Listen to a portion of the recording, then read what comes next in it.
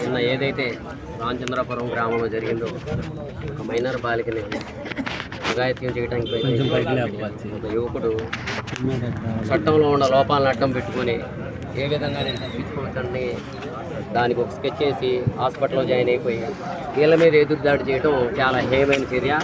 ఏదైతే తక్కువ గ్రామంలో మేము ఎక్కువ మాకు బలం ఎక్కువ ఉందని చెప్పి వీళ్ళంతా దాడి చేసి వాళ్ళని భయభ్రాంతులకు గురి చేయడం చాలా మేము ఖండిస్తున్నాం జనసేన పార్టీ నుంచి.